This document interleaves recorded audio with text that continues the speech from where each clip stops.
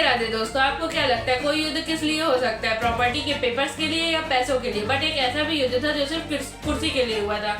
But ये कोई साधारण कुर्सी नहीं, सोने की कुर्सी थी। बात है 1900 की, जब अफ्रीका की एक जगह घना नाम की थी और उसमें अशांति जाति के लोग रहते थे और उनकी रानी का नाम था अशांतिया।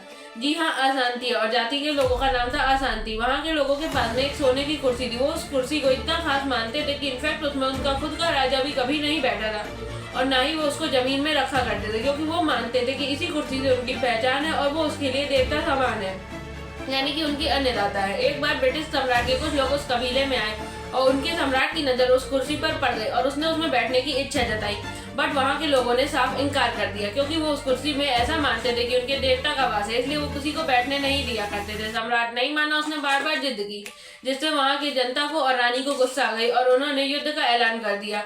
अब आसाती जाति के लोगों के बीच में सम्राट के साथ में कम से कम महीनों तक युद्ध चलता रहा और फिर उसके बाद में जाति के लोग हार तो गए, बट उन्होंने कुर्सी ऐसी जगह छुपा दी थी जो आज भी नहीं मिली है। इस तरह ब्रिटिश जीत के भी हार गई और जाति के लोग जीत गए, यानी कि कबीले के लोग जीत गए। अशांति की जीत हुई और कुर्सी आज भी छुपी हुई है। क्या आपको ये बात पहले से पता थी? कमेंट में जरूर बताइएगा और ऐसे ही और इंटरेस्टिंग फैक्ट देखने के लिए मेरे चैनल को लाइक सब्सक्राइब करना ना भूलें।